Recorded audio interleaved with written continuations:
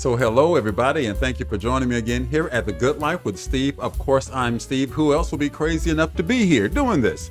So what I want to do is first, I want to thank all of you who have subscribed to the channel. We are a growing concern. I am really small relative to what YouTube considers a viable channel. But you guys have come and you've asked questions and I want to answer them. So why don't we do that?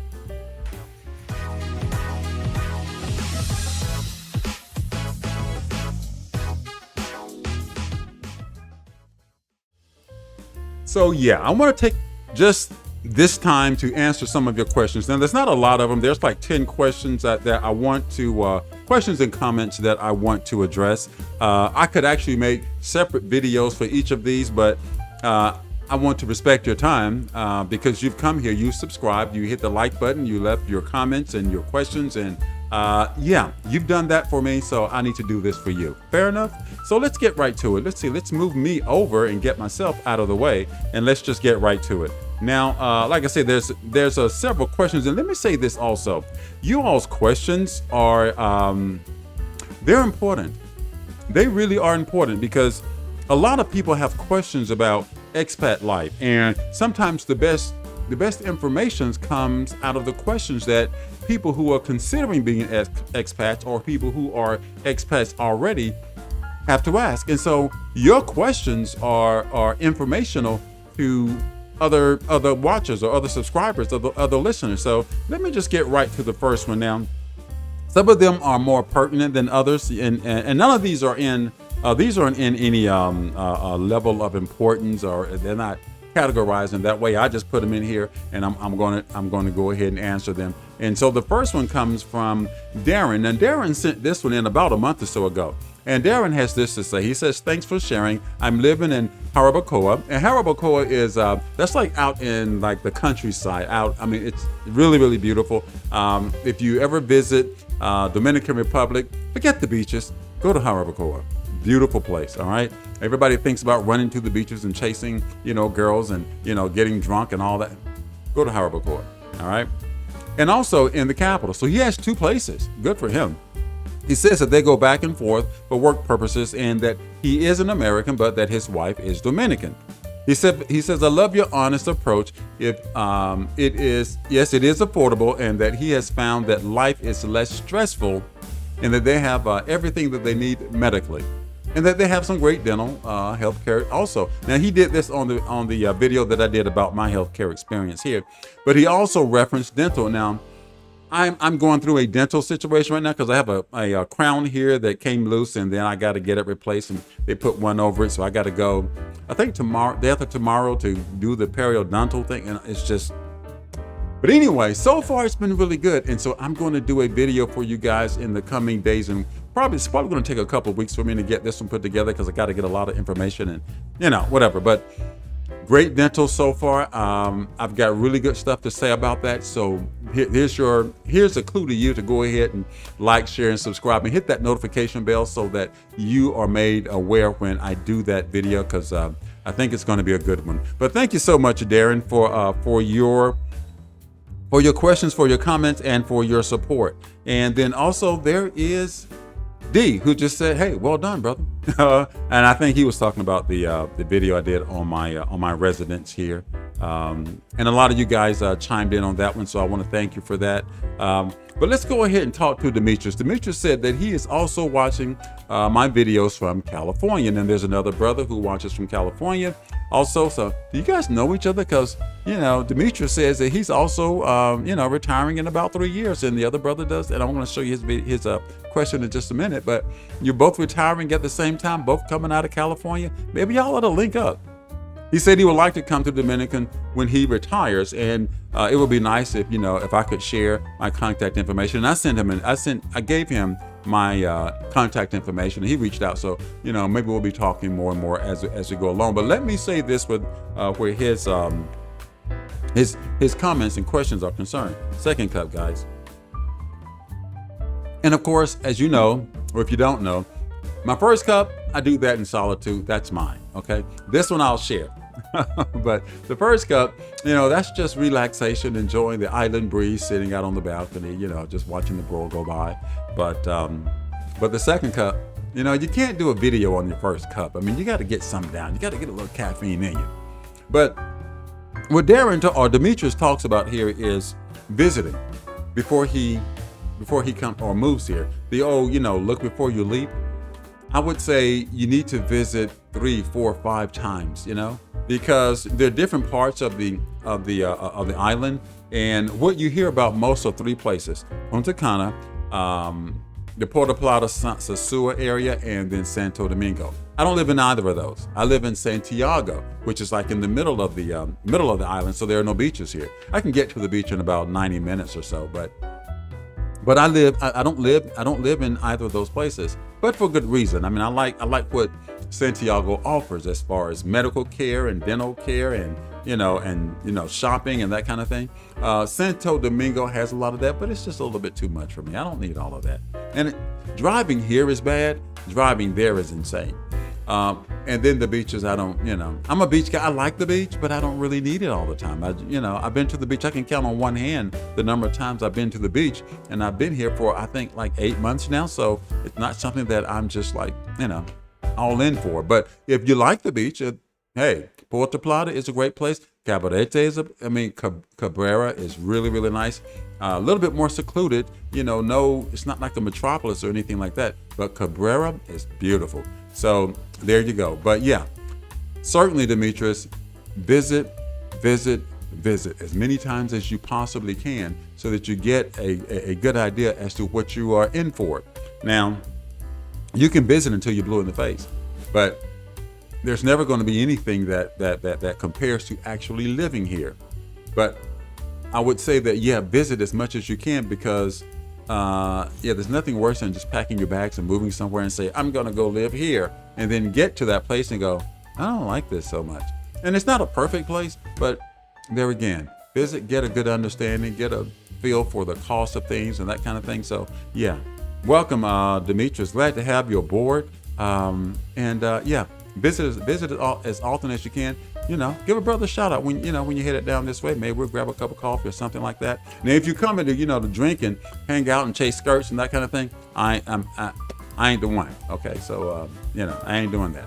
I'm good. Anyway, let's see what Gregory has to say, because Gregory asked a deep question.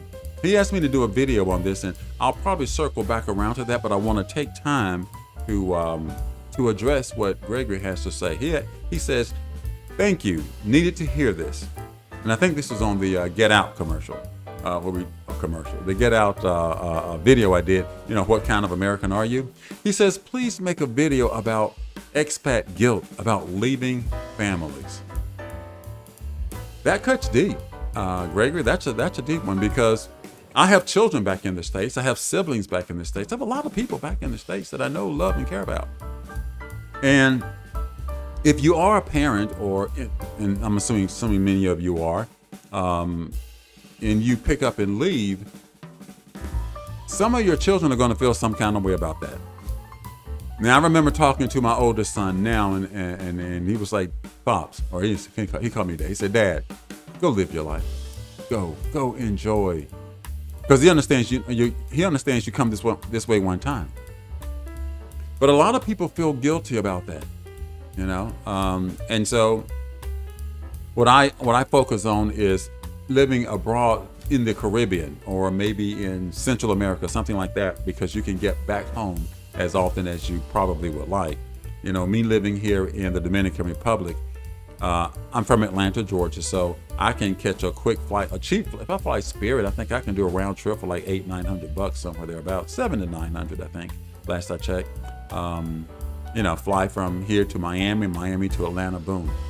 Delta would cost me a lot more, and Delta would actually require that I go all the way up to New York and then come all the way back down to Atlanta. I'm not doing that. Delta, come on. All right, y'all can do better than that.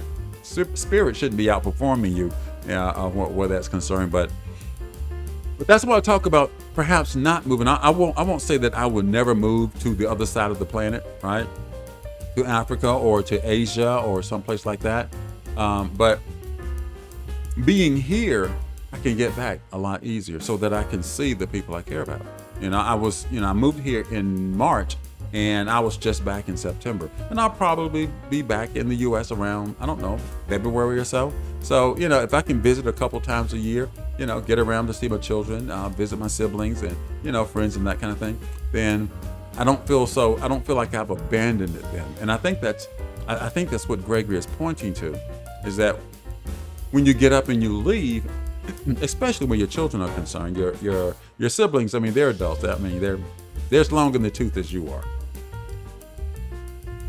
So they can handle it differently, but your children, even though they're adults, they still look to you for guidance, for assistance. I mean, let's be honest. It's rough out there for young people. And so they might need $1 or $2. And so, I leave, you might leave them access to, one of your bank accounts, so that if somebody needs something in a hurry, you can, they can get it in a minute, but, there is that.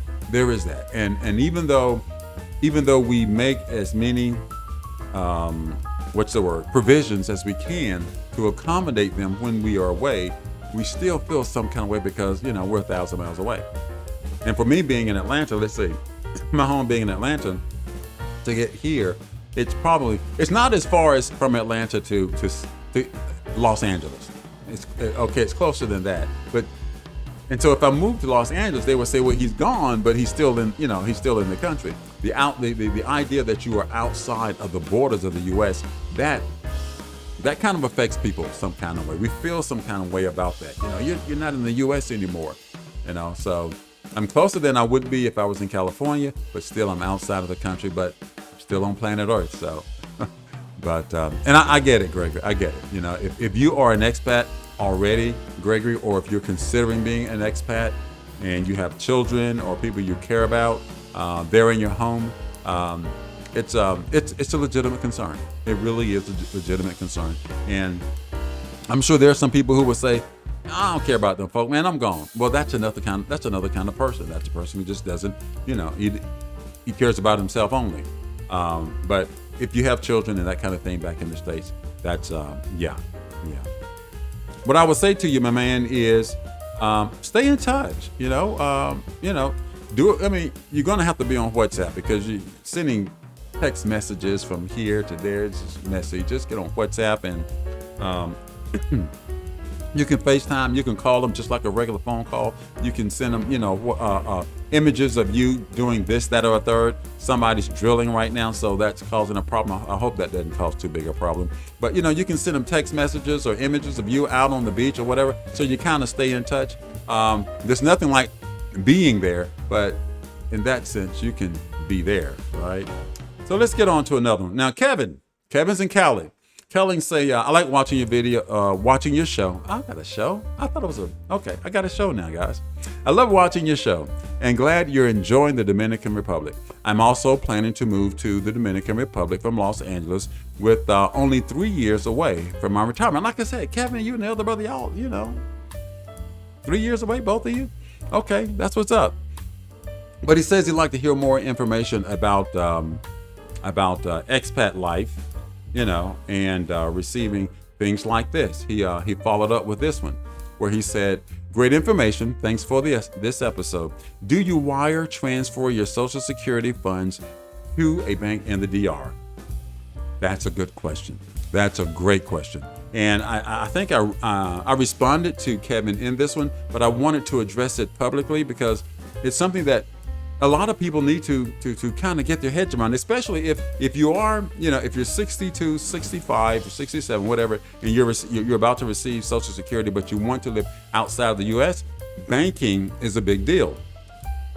Banking is a big deal if you don't move outside of the U.S. So here's what I do, okay? If you're with like Chase or P&G or Wells Fargo, B of A, they're not going to be of much service to you once you leave the country. I mean, they're like, if you live in the U.S., they got you. But once you leave the U.S., they really don't want to fool with you anymore. So many expats are using, and I do too, Charles Schwab. And Charles Schwab it's just better. I mean, I should have been at Charles Schwab a long time ago. And maybe you are too. But with Charles Schwab, You can swipe your card over here all you want, and it's not going to be a problem. I swiped my card from my other bank, and it was a problem. And they ended up canceling my card. I'm like, what the, huh? And then so I called them on the phone and said, well, we can send you a new one. And I said, well, how are you going to send me a new card? And I don't live in the U.S. There ain't no P.O. box or a post office down here, right? Well, I don't know, sir. I mean, it's just our policy to. Yeah, you should have had a conversation with me. But they're not going to do that. But with Charles Schwab, I swipe my card left and right wherever I go, if I want. I mean, I have a bank account here too. I'm going to get to that as well. But I do not have my. He asked specifically about Social Security funds. My Social Security funds are just sent to my bank there in the U.S. with Charles Schwab, and then I wire the money down here. Okay, from my bank account down here, I wire the money. Now let me share with you a little bit of banking information, because banks are, you're going to have a bank account. There's just no way you're going to get around it. And so, I mean, I guess you could try to figure it out. I mean, for the first, 6 weeks or so, I didn't have a bank account. And so what I did, I would just go and, draw money out. You can draw money out with your Charles Schwab account and just use the ATM here. And you'll pay the fees at that point of service, but Charles Schwab will refund you those fees at the end of the month. And that's a good thing about Charles Schwab. Wells Fargo, Bank of America, those other banks, they're not going to do that. They ain't going to do that. They're going to say, well, you got charged the fees. It is what it is, because that's they're big on fees. Charles Schwab gives you a lot more. It gives you a lot more to do on, as far as banking and investing and that kind of thing. It's just a lot easier to work with them. But anyway, let's look at banks, because like I say, you're not going to get by without having a bank account. So there are two very, very popular banks that expats use. One is Banco Popular, which is their website you're looking at here. Now, if you go there, I mean, you can get, your cards if you want a debit or credit card and that kind of thing. And so they're both full service. I'm going to share two of them with you. Your different types of accounts that you can open, transactional, traditional, and future savings, popular planner, all that good stuff. I'm not at this bank. I'm at the one I'm going to show you in a minute. If you want to borrow money, now the interest rates are ridiculous. They're ridiculous. No wonder everybody owns their house outright here, because if you had to pay these crazy interest rates, it would be it's unaffordable anyway. But look at this. Over here to the far right, okay? Your mortgage rate is coming in at 13.95%. That is cray. Why? I don't understand. I guess they're saying, listen, we really don't want to loan you guys money, but if you're gonna take it, we're gonna hit you like the mob, right? If you want to buy a vehicle, vehicles. I guess this is a new one. Yes, it's 0 kilometers on the vehicle. You can get 15% interest, 15 3/4 if it's used.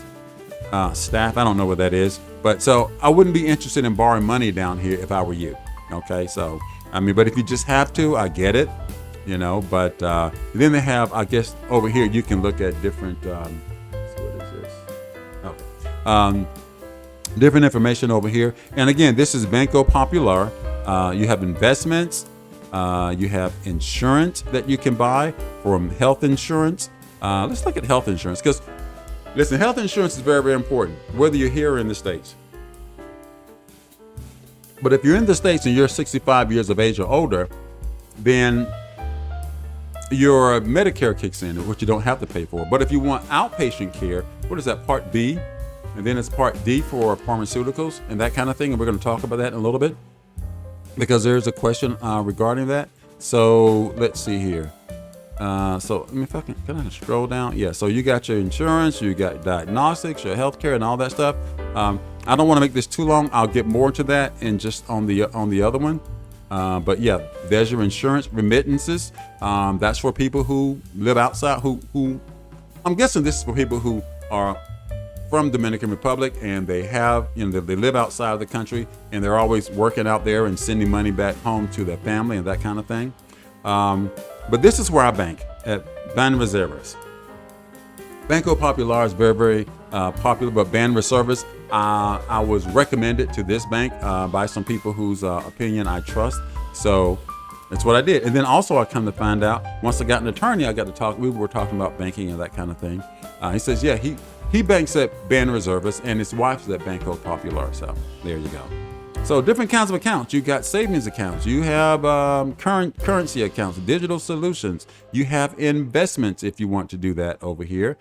Stock market, digital solutions. And I said, let's see here. Yeah, there we go. So you can borrow money over here as well at this account. I'm not looking to borrow any money, so I've just not looked at any of this stuff. They got mortgage loans here, and I know a lot of people are looking to move to a place like this, get outside of the country, and then buy a home. I would caution you against taking on additional debt. You're leaving a debt-based place if you're leaving the U.S. It's built based solely on debt. Everything's associated with debt. Okay, so in my opinion, I don't know that it would make a whole lot of sense to just go somewhere and start that whole game over again if you can help it. Because some people want to buy a house. Okay, let's say you have a house in the U.S. and you own it free and clear. Rather than coming down here, because the interest rates are going to be the same. Rather than coming down here and paying double-digit interest rates, maybe you can do a loan against the property you have there, rent it out, hope they pay the rent so you can pay that mortgage, use that cash you get to buy a house down here and pay cash for this one. At that point, you really still only own one house. You're controlling one, you own the other, and your control of the one is predicated upon your tenants paying the note or their rent on time so that you can pay the note. So you're still in that, if it were me, I'd just sell and go buy something else and be done. Okay, I don't want the hassle. I did want to talk about insurance over here because it is important. So for expats, okay, so over here you can get personal accident insurance, funeral assistance, that's insurance as well. You just want burial insurance. They talk about that on back home all the time. Let's look at this Just International, right? Health insurance. And I'm guessing this would be for us. Now there are some restrictions because one guy, he posed a question, and I'm going to get to his question in just a minute. But and this is buying directly at the bank. Okay, you don't have to. You got to get a bank account anyway, so you can talk to them right there and do all your business in one place, perhaps. Okay, so you have the Just Total that has a 2.5 million. This is USD. Okay, so because it's for expats. So yeah, $2.5 million. I'm guessing that's lifetime of coverage, and $2.5 million. Listen, I had a bypass surgery, and it wasn't a regular one. I had 9 arterial bypasses. You hear people doing a triple or a quadruple. I had 9. Okay, rare, really, really rare. And then they had to go in through the side of my neck into my carotid artery and go down to my heart to clear out. What do they call it? The left anterior descending. That's called a widowmaker. You die from those. So all of that I had, it's a miracle that I'm still here. So yeah, I am fearfully and wonderfully made. Absolutely, I am. So that hit for like $350,000, and that was in the States. That's what the total bill came to. I don't know. I'm not sure what the insurance company negotiated it down to, but that was the cost. And you need either health insurance down here, or you better have some cash or someone who can speak for you if you can't talk. Because if you can't show you can't demonstrate that you can pay them, you might not get treated.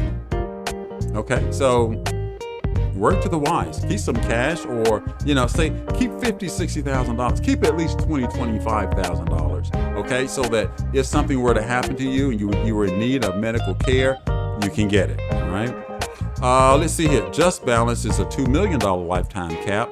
Just Vital, $1 million. Then Just Control is $100,000. So, and then you have your deductibles, $500. Then the $500 deductible, that's for the Just Control, the $100,000 lifetime benefit. Then they got $100,000-$100,000. I don't know why. I don't understand that. But anyway, deductibles up to $10,000. So if you want to get your premiums down really, really low, you take the higher premium, or the higher deductible. But maybe you can stay in the premiums for with a $1,000 or $2,500 deductible.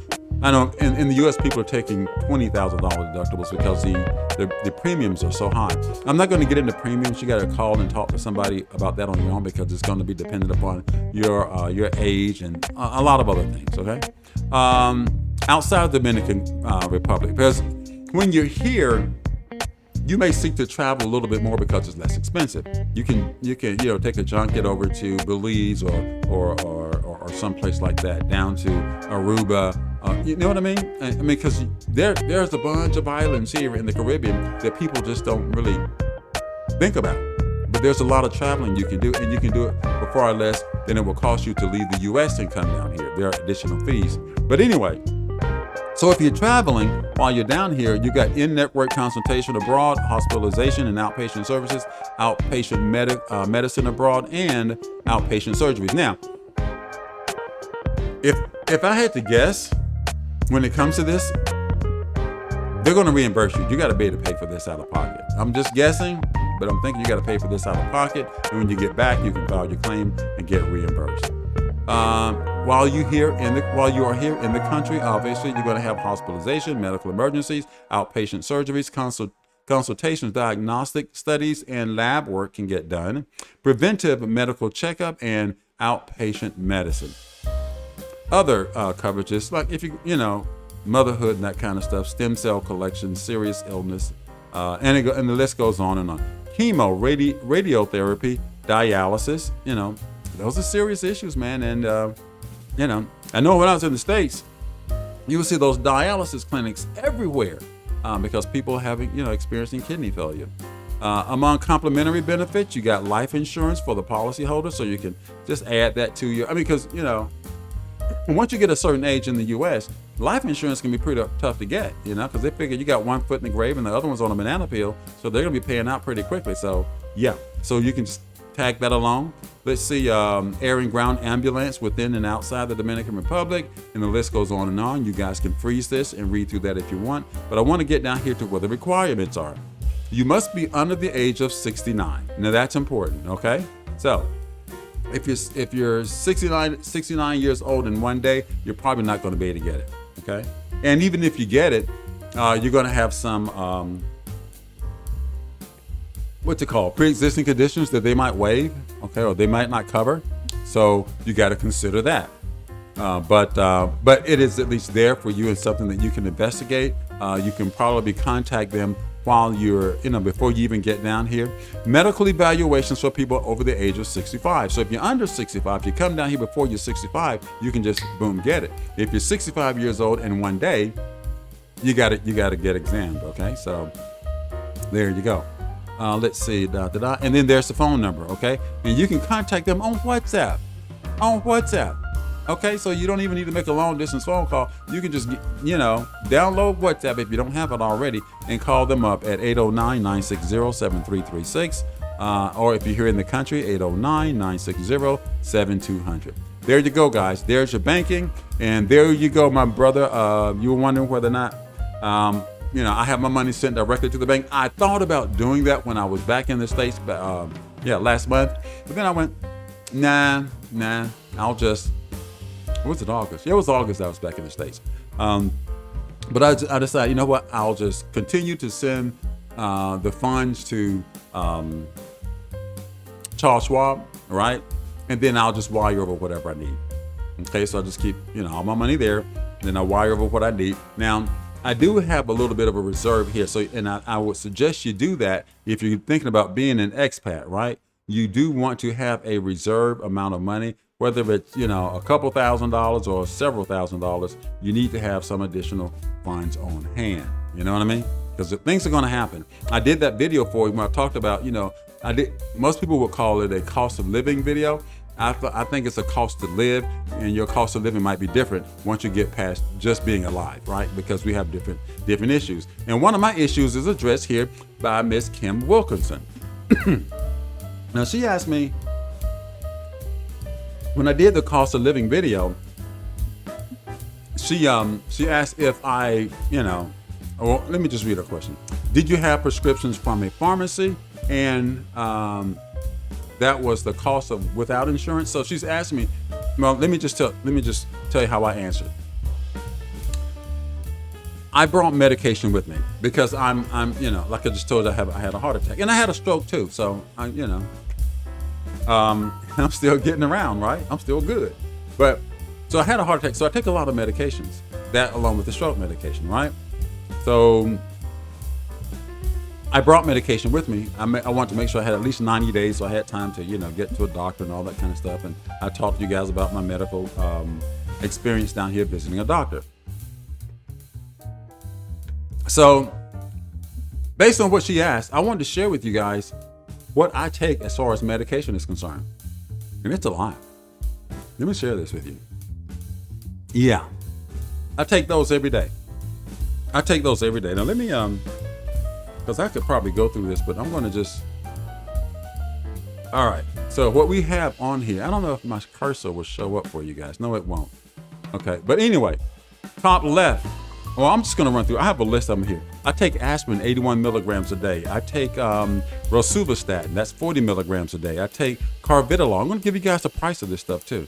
Carvedilol is 12.5 milligrams twice a day. I take clopidogrel, 75 milligrams a day. Hydroxyline, 25 milligrams per day. Amlodipine, and everybody who's had, if you've got hypertension, amlodipine is probably the first thing they gave you, right? 5 milligrams daily. Isosobride mononitrate, 10 milligrams a day. And then hydrochloride, that's 25 milligrams a day. That's everything you see right there on that page. That's a lot. Now, what I want to do is I'm going to show you guys just how much I pay for this because, she was concerned about the price and, and that's fine. People need to know what things cost. I'm going to go back to the big screen here so that I can, or the big camera screen so that I can share with you guys because I just got it on my phone here. I just took an image of the receipt. Let's see if that'll come in. Okay. So that's three things that I bought. Those are, I think that's the hydrochloride. No, what is that? Yeah, the mononitrate and then the hydroxyline. That's what those two are. And then that 334 pesos. That's for one of those things. You know how we old people, we put our daily prescriptions in those things, those little daily things of morning and night, that kind of thing. So I bought one of those, and that was 334 pesos. Now, whenever you see pesos, just go divide it by 60. Okay, so divide 3. I'm going to give you the price of everything is right about $100 just for the drugs. Subtracting out the 334.99 pesos, then throw in a little bit of a discount, right? So 31, 32, 50. But that ain't all, okay? Because I went before that because they had to order those two, and so when I went in initially, I got these, okay? So, and that's all the other stuff. So you got those two, and then these 1, 2, 3, 4, 5. Okay, so seven drugs that I take every day, and that comes to a little over 40, somewhat 100. But you see, I scratched out 2 because those weren't prescription drugs. That was just something else. So, and those were a total of about 1,300 pesos. But altogether, I spent for all of it. That's for a 4-month, and 2 of the drugs, the 2 I showed you on the first receipt, that was 2 months worth because of how they do it. But anyway, but we'll just count it all as 1 month. It was 50, I think it was 50, about 5,900 pesos, which is, if you consider 60 pesos to $1, which is a little under $100. Now, some of you might say, well, that's a little expensive. If I were in the States at age 65, I am now, I would be on Medicare, right? And then I would have to get Medicare Part D for my pharmaceuticals. Medicare Part D is going to cost about $200 a month. So I'm ahead right now. Okay. So there you go. So thank you for your question. Let's get back over here. Where were we? There we go. So that's all the stuff I take. The pink one is hydroxyline, isosorbide, mononitrate, all of this crap. Okay. All of this crap. It's just, but you know what? It beats the alternative. So let me say something to you guys. Because this really is important. Don't have a heart attack. Don't have a heart attack. Don't do it. It ain't worth it. It ain't worth it. If you survive, okay? Because a lot of people don't, but don't have a heart attack. Okay, so, but I mean, when you go to the soul food restaurant, you want to get a what's it called? I'm going to eat healthy today. I'm going to get a vegetable plate. Okay, and then the first thing you order is macaroni and cheese. You might as well have the fried pork chops, right? Okay, so eat right, eat clean, eat healthy. You know, though that information that is in your Bible, you know, those dietary laws. If you stuck to that, you'll probably avoid it. So even if you don't believe what's in the Bible, you can just go there and say, okay, well, what does this thing say I need to, or I shouldn't eat? And if you just stay away from that stuff, you'll probably be a lot better off. And then stay away from the fast food. You know, the burgers, the fries, and, you know, the sodas. I mean, Coca-Cola, Fanta, Sprite, it's just liquid candy, okay? You're just drinking candy and eating eating fat, right? What are you doing? But I did it, and you won't be as lucky as I've been. You know, I had, again, nine bypasses, plus a LAD. You don't survive that. But I did. Then I had a stroke, and I'm still here to tell you, don't do it. Okay? Because life is a lot easier without me having to take all of those drugs every day. But I do take them because I prefer to take the drugs and be alive as opposed to the alternative. Now, let's keep it moving. Let's see. We got, who we have here? We got Omar, the travel man. Omar, how you living, bro? Omar says good tour when we talked about my apartment here. But Omar also chimed in and say, hey, listen, bro. Yeah, that was a good video, but I also have an apartment here in Santiago. So Omar, let's hook up, man. Hit a brother up. He's in Garabo area. I don't really know where that is. But Omar, I am about a 15-minute walk from Holmes Hospital on that parkway that goes down to what's it called? Down there where your friend lives, La Vega. It goes down toward La Vega. That, you know, that the big highway that goes down. I'm about 10-15-minute walk from there. I think it's called Los Alamos. I think that's what this area is called. But it's Santiago. I'm happy to have you aboard, Omar. I've been checking you out. Y'all go over there and subscribe to Omar, the travel man. You know, subscribe to the brother. You know, give him a thumbs up. You know, put some kind of comment in there. YouTube likes to see the comments. The more you comment, people's channel gets, pushed out via the algorithm because they figure you're relevant when people comment. And that's why I'm doing this, because you guys, you responded to me and you asked questions of me because you thought the information that I was sharing with you was valuable.